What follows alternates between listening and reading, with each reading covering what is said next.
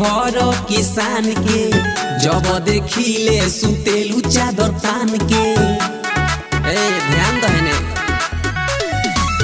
ऐसो ना होले में हर किसान के जब देखिले सुतेलू चादर तान के। तो गलती आदती है तुम्हारी।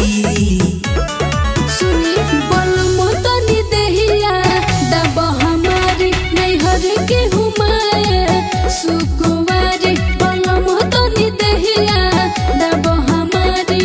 हर बात बुझी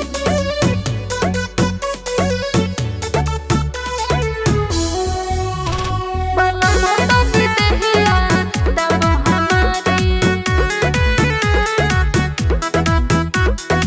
सुतले सुतले कोमर लागी फैले काम धंधा करो यही से कहिले। ठीक है बा घर में अकेले हम कैसे रहिले रउआ का जन्म गम कितना सहीले। बाटी का गम दे तू चारी। बोल मोतनी देहिया दब हमारी नहीं हर के हुमाए सुकुवारी। बोल मोतनी देहिया दब हमारी।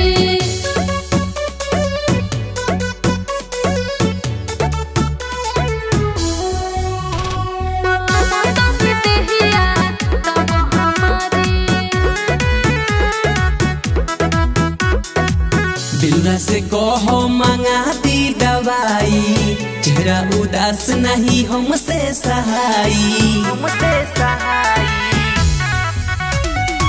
छोड़ी दवाई रउआ तेल लगाई बात बोली से किसी दिल गुदगुदाई। तो दूसरे बुझाता बीमारी। बोल मोतनी देहिया दब हमारी नहीं हर के हुमाए सुकुवारी। बोल मोतनी देहिया दब हमारी। हर दाब दीजिए।